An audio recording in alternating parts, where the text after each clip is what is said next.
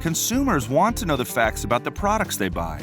But America's agriculture landscape is not easy to navigate. Between different companies, scientific advancement, government regulations, advertising campaigns, and an unhealthy amount of myth and misconception, anyone would be hard-pressed to make sense of it. That's where Real Ag comes in. From the producers who make your food to the store where you buy the final product and everything in between. This is Real Ag.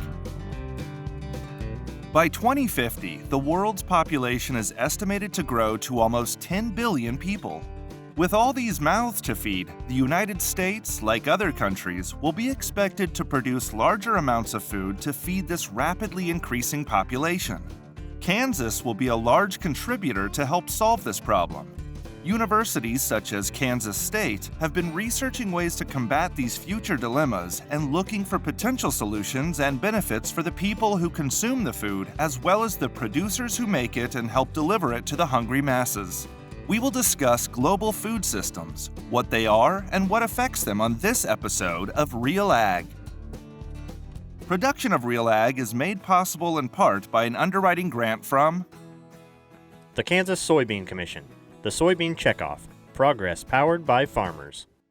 Global food systems are the production, transportation, packaging, distribution, and consumption of the products we eat on a daily basis. As the population of the world grows, these systems must adapt to keep up with the rising demand. But what must be done to keep up with these growing changes, and how does Kansas fit into these global food systems? These are really exactly the kinds of things that globally I think we ought to be talking about and exploring.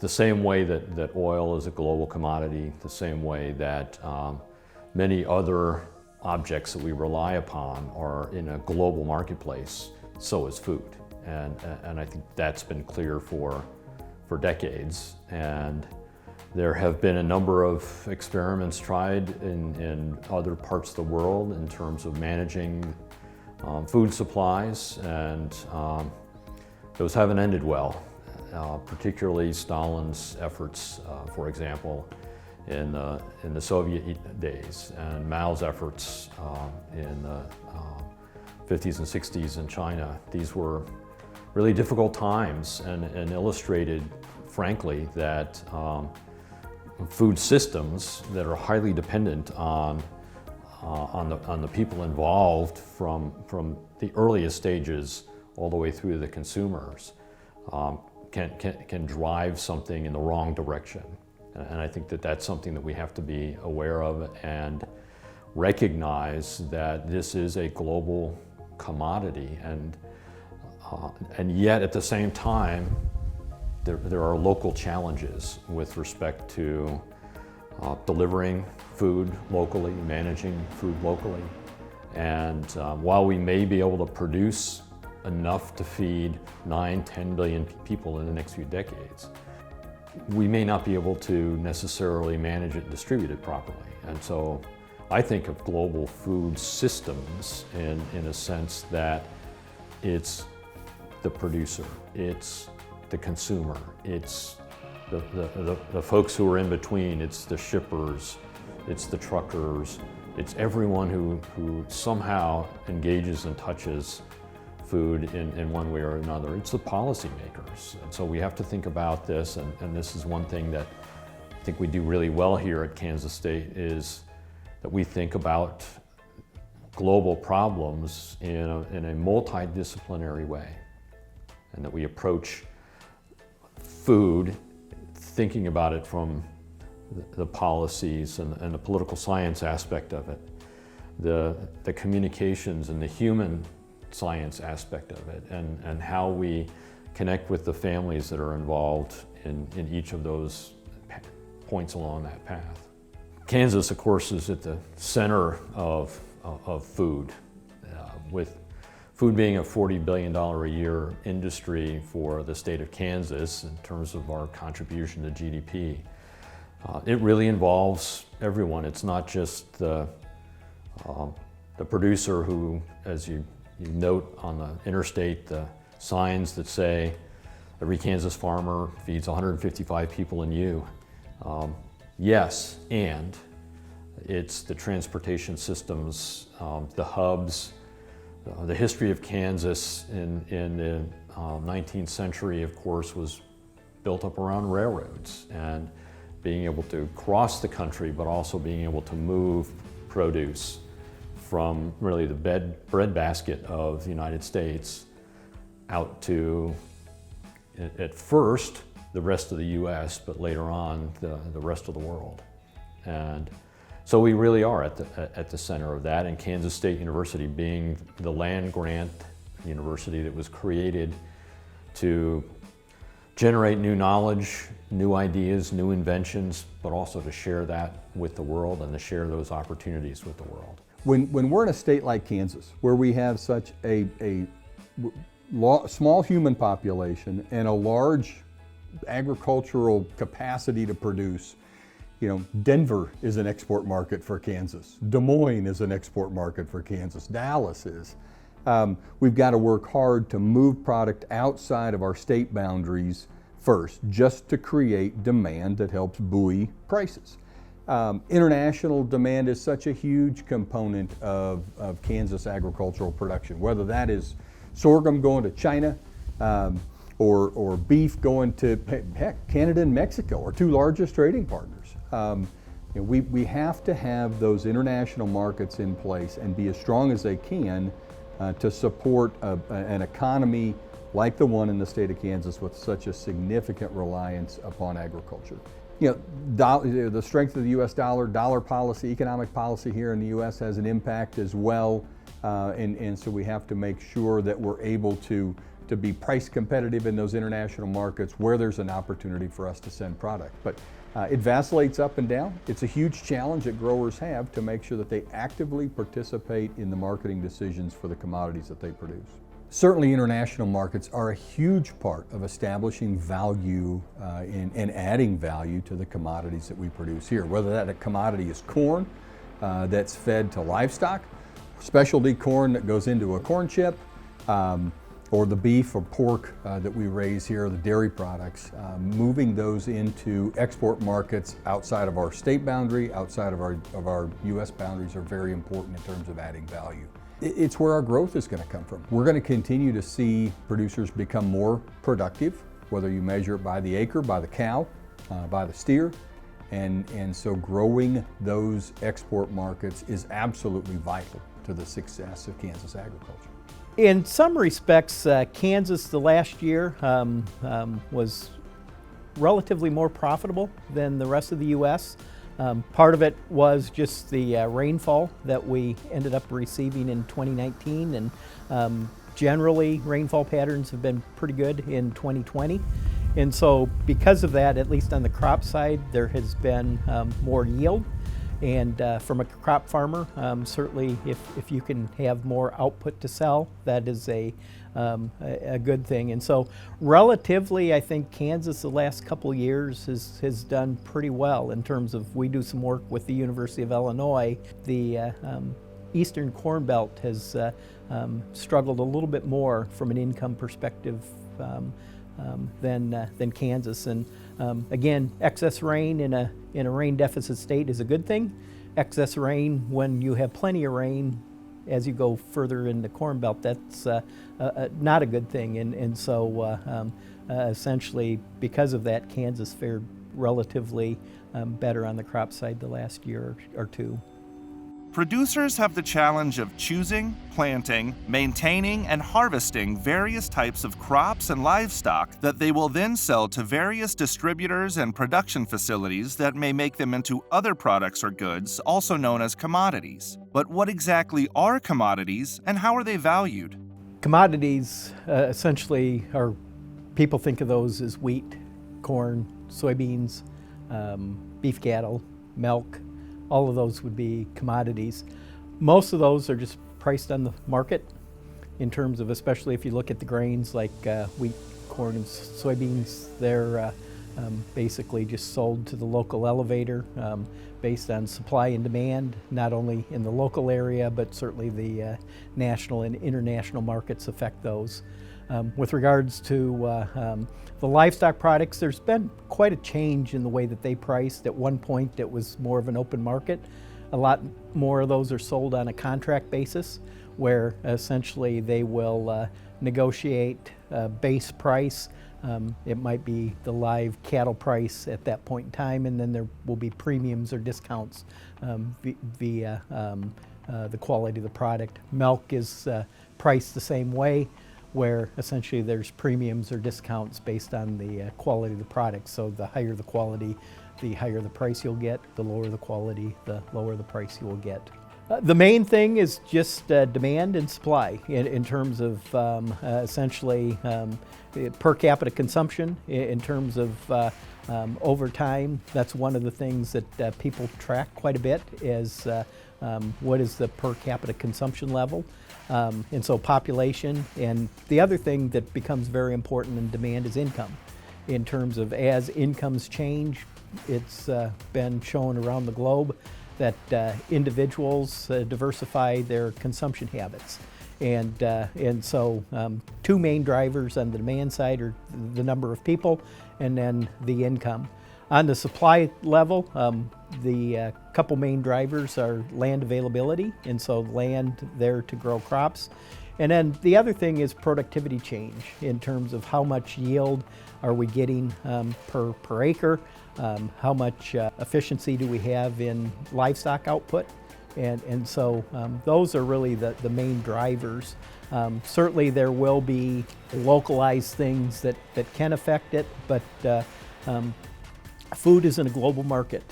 Because of that, situations across the globe can have an impact all the way back to the Kansas agricultural supply chain.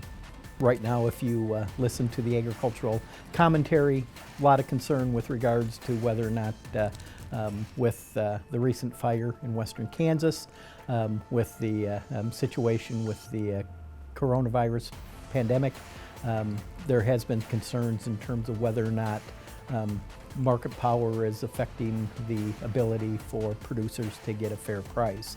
In other agricultural commodities, it's a lot less in terms of you don't hear the amount of concern, although it is a situation where there is increasing concentration in buyers of agricultural commodities, and so it's always a concern. It does ebb and flow, but generally the research does indicate that the market is pretty competitive. In terms of last year, according to the farmers that we work with, and we have a Kansas Farm Management Association where we work with about 1,500 producers a year, the 2019 income was essentially $110,000 per farm. And so 2019 was a very good year, and in some respects leading into the pandemic, farmers were in relatively decent financial shape in terms of 2018 was an income of about $100,000, and 2019 was about $110,000, and so that put them in good shape.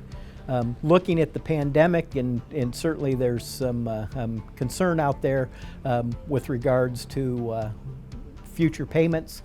2020 could be income levels of $20,000 to $30,000. Some of that is going to depend on what the government does. The 2018 and 19, there were the market facilitation program payments that essentially were pretty important in terms of to give a little bit of an indication of how big those were. The average Kansas farmer was right about $60,000 in terms of payments, and so without those payments, the 110 would have been about 50, and without those payments, without anything announced in 2020, that's where a lot of that income drop is going to come from, is just the lack of the market facilitation payments that had been so important to the Kansas producer. I don't think people thought that in a global pandemic we'd have a shortage of toilet paper. But clearly people were concerned about access when we started to shut down businesses and shut down operations, and stay-at-home orders were put into place. I think people thought, well, I've heard we're running out of this. I'm going to go buy not just what I normally get, but I'm going to get extra just in case. And that happens in any kind of potential crisis situation. Crisis buying is what will drive folks and drive that behavior. And what I think provides people peace of mind is an understanding, or a better understanding, and a better behavior of a food system. The trust in the system is what ultimately enables there to be stability. Just like the trust in the stock market enables there to be stability in the market. If a trust in a food system and a food supply provides stability in the food supply. I don't know that that's a behavior that we can necessarily change or necessarily want to change. That's part of human nature, thinking about how we're going to react in a crisis. And yet, I think it's important that leaders, whether they're university leaders or whether they're community leaders or whether they're national leaders or global leaders, leadership ultimately provides that security, that trust in a particular system. And a global food system requires global leadership to really create that feeling of trust that the system will ultimately provide. With market fluctuation and commodity prices changing, what other troubles do producers face? Undoubtedly, we're at that season of the year where it seems like rain is accompanied with hail or wind or both. So we've got some weather challenges right now as this crop works towards maturity. Market challenges, to say the very least. We've had some real opportunities and some real challenges come with some of our trade deals. We'll see how the harvest goes in other parts of the world, and what opportunities that will present for us to move grain internationally. Many parts of the Midwest are looking to have a great year this year from the standpoint of yield, and so that'll have an impact on the markets. And I think just elections are always unsettling, whether you're in agriculture or you run a small business or you're facing this barrage of ads. After a while, you can, even those of us that kind of like politics, you can feel inundated after a while with that, and it creates uncertainty. It kind of creates churn for all of us to have to deal with. So I think those are all factors. Weather and prices and international trade opportunities and the elections are all things that create uncertainty and concern in agriculture right now. It's pretty flush. Everything's really kind of break even these days. You really have to pencil everything out to the end. There's no room for mistakes or no room, for decisions without a lot of thought. There's not a lot of margin with our markets. Our corn markets are struggling. Beans this year are carrying some weight. Milo is got some pretty good market value to it. We're keeping head above water. We keep our expenses down. We keep our labor down and try to do as much of it as we can by ourselves. But there's not a lot of cushion, but that's just kind of part of it. We've had good years and we have bad years, and as long as we have more good than bad, then I guess we're okay. This year, crops look great. We've had really some of the best corn growing days I've seen in a long time. Soybeans look great, even dry land. We've had good rain at good timing. So overall, crops look really well. Markets, not so much. Everybody knows, if you have anything to do with it, that corn markets and bean markets are not where we like to see them. It makes it really tough. It's that typical, we have great yields and bad prices, or we have better prices and yields aren't great. We can't seem to get them to team up and have a good yield and good crop price year. But we just do what we can do and live to fight another day. We have a very good capability of producing, if there's a low supply of product, the price goes up, and we always find a way to meet that need, it seems like, and sometimes we do it too much, and we overproduce.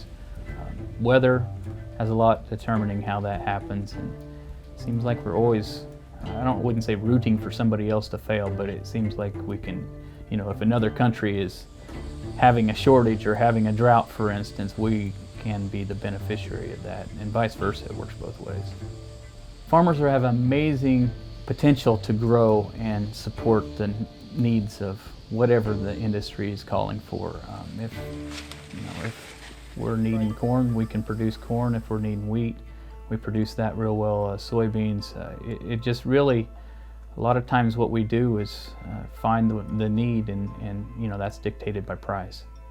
Kansas State University is really at the center of what I think is the world's foremost place for food and biosecurity, biosafety science.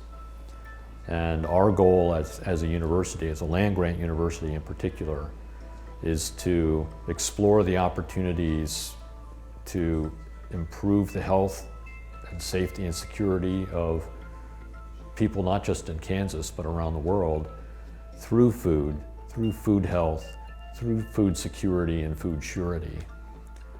That's when we're going to be able to make a difference. As the world's population grows and more international markets open up, what does the future hold for global food systems and the producers that support them?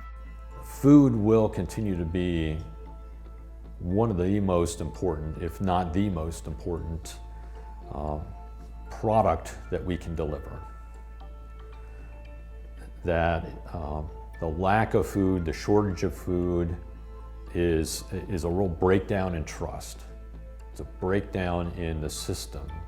And when we begin to lose trust, ultimately we lose that feeling of security and peace, and that's fundamental to everyone in the world.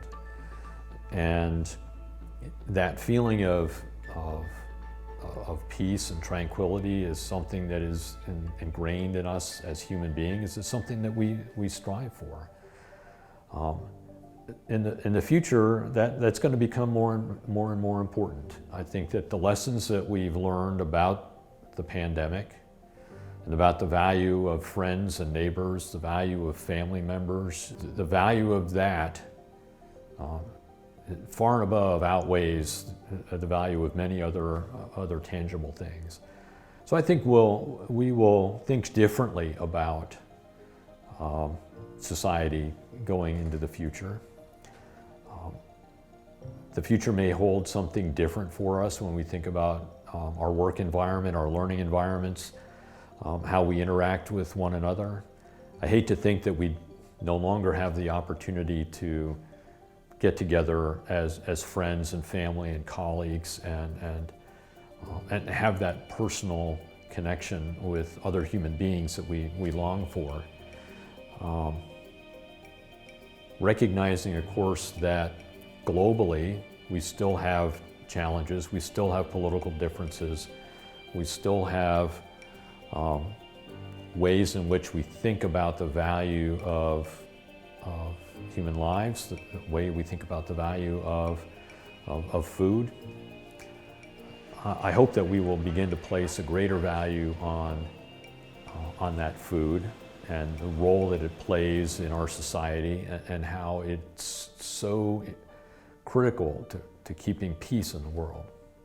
I'm long-term bullish. I mean, even when our prices are down for some years or a period of time, a lot of our production goes overseas, so we're kind of dependent on the growth of other countries. And long-term, I think there's some pretty bright prospects in the future.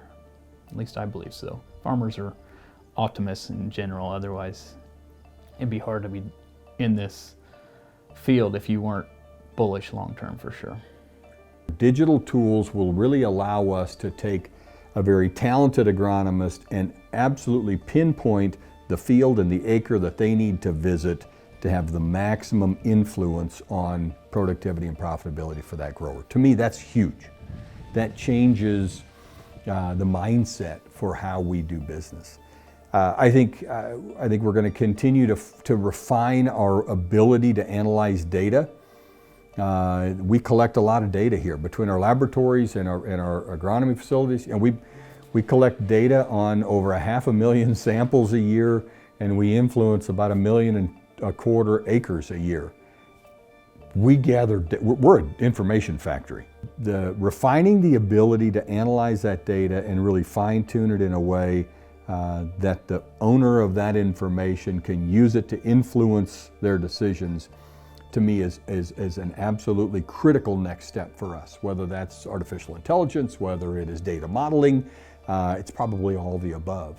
But at the end of the day, ground truthing that with an agronomist is what's going to continue to set us apart. And so I think for us, what's exciting about the future is there are new tools that let us increase the efficiency of what we've been doing in the past in a way that few others can accomplish.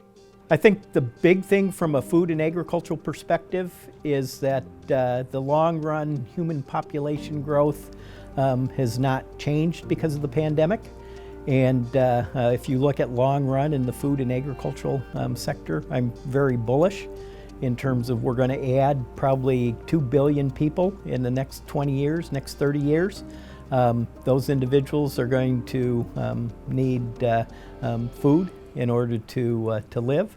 And so I do think the long-term outlook remains very positive, although right now I think it's kind of hard to see that through the trees that we're trying to get around. And so short term, I think we're going to struggle for maybe another year or so, but the long run viability of the sector continues to be very positive with increasing incomes and increasing population around the world. Global food systems are essential, not just to producers, but to consumers and the world as well. Producers' ability to grow and increase yields from year to year will be vital to the growth and survival of people all over the world. We hope you've enjoyed this episode of Real Ag on global food systems. As always, you can check out this and other episodes of Real Ag on SmokyHillsPBS.org. From the producers at Smoky Hills PBS, this has been Real Ag. Production of Real Ag is made possible in part by an underwriting grant from the Kansas Soybean Commission, the Soybean Checkoff, progress powered by farmers.